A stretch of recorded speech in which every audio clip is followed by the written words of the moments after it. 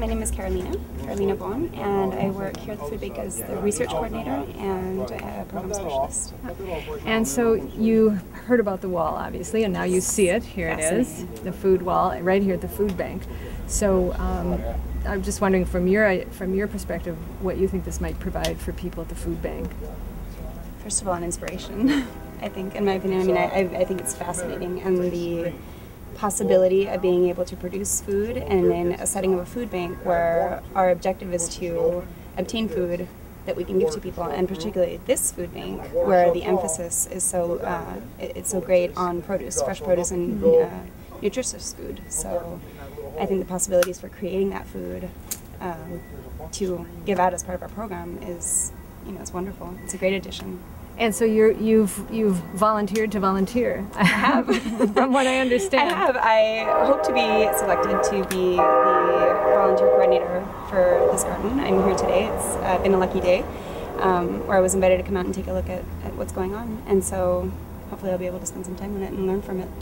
The limitations seem to be, as time goes by and people get more creative with these things, such as your organization, the limitations seem to be releasing, seem to be lifting. And I think, as you just said, 500 pounds of produce in one season, that's fantastic. And just depending on the cost of running something like this, once you get it up and running, I think, and from what I understand, the yield is much higher on a vertical wall than what it is, inland. And people who have land limitations are not limited anymore with a concept like this, in terms of space. And that's, it's number one. I think it's fascinating. I'm Taja Savell. I'm the founder and executive director of Urban Farming, and we've got our food chain that we're doing all this week in Los Angeles. It's an edible food chain, edible walls.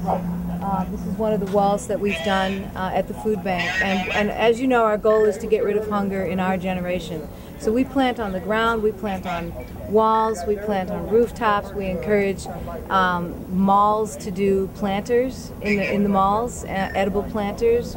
We encourage people to do edible landscaping, corporations to do edible landscaping, and we'd like to show all of the different ways that people can plant, and different places that people can plant to help get rid of hunger in our generation. Well, the one thing I love about these edible walls is that it gets people to immediately think outside of the box.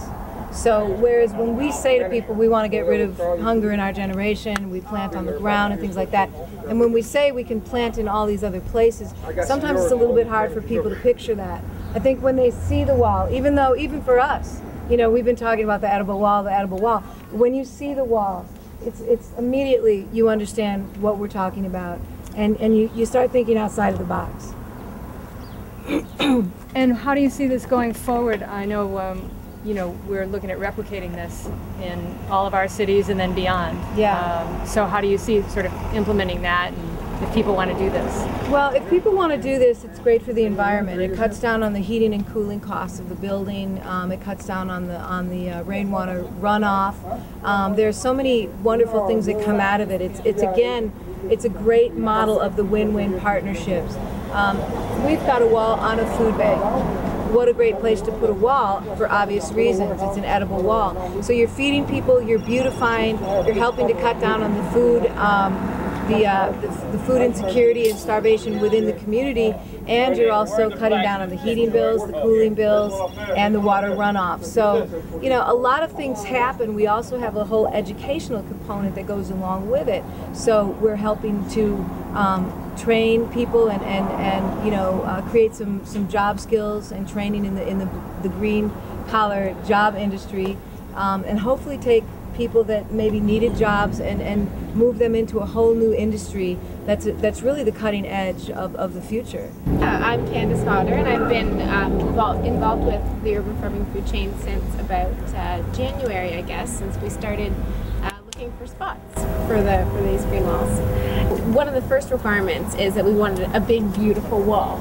So something like this really fits the bill, and we did a lot of driving around looking for walls that would be suitable and were facing the sun in the right direction.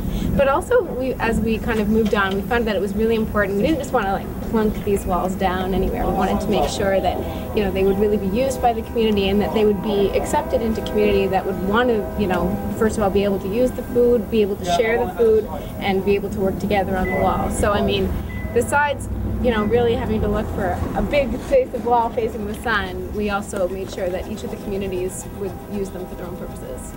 The first thing I saw when I learned about the Food Chain Project was just how perfect this was, you know, for the environment, because green walls are popping up all over the place anyway.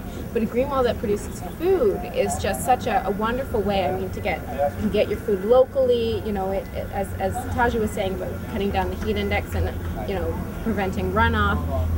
But you know, just to also to be a useful green wall for, you know, the community and to provide a source of local nutritious food is like, I couldn't think of a more symbiotic project. So. I'm Joyce Lipinski with Urban Farming, and I'm the Program Development Consultant. So Joyce, you've overseen this entire project. When did you start the project? We started the Food Chain Project actually sending a letter of inquiry a year ago June. And it went on from there to apply for a grant for 3 walls, to do 3 of these walls. And then simultaneously we also applied with the Los Angeles Office of Community Beautification for 1 wall. So it all came in at the same time in January this year, 2008. 3 walls partially funded by the Annenberg Foundation and 1 wall partially funded by the Office of Community Beautification, along with Warner Brothers Entertainment actually, and many, many other sponsors. I don't know if you could see this, but some of the guys from the Rainbow they learned how to install this wall yesterday, and now George from the Green Roof, the Green Living Technologies, has brought a couple of the guys over to this location to help install. So they're going to all the different locations now for the remaining 2 installations and helping.